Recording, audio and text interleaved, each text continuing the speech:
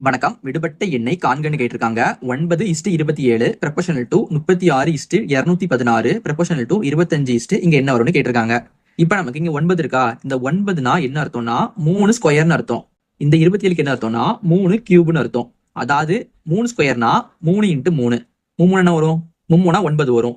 இப்ப நமக்கு 3 கியூப்னா 3 × 3 × 3 × 3 3 முறை முன்னால பெருக்கணும். அப்ப நமக்கு 9 3 வச்சு பெருக்கும் போது நமக்கு 27 வரும். அவ்வளவுதான். ஓகேயா?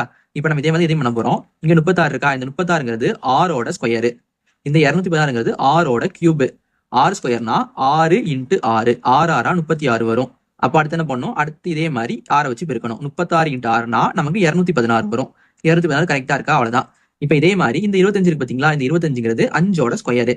5 ஸ்கொயர் என்ன வரும்? 5 ஸ்கொயர்னா 5 × 5 5 5 நமக்கு 25 வரும். அப்ப அடுத்து என்ன வரும்? அடுத்து நமக்கு இதுல 5 கியூப் வரும். 5 கியூப்னா ஒண்ணும் கிடையாது. இந்த 25 5 வச்சு பெருக்கணும். 25 × 5னா நமக்கு 125 வரும். அப்ப நமக்கு ஆன்சர் 125. இது நமக்கு ஆப்ஷன் டி ல இருக்கு. இதே மாதிரி 16 இங்க என்ன வருதுன்னு கீழே கமெண்ட் பண்ணுங்க.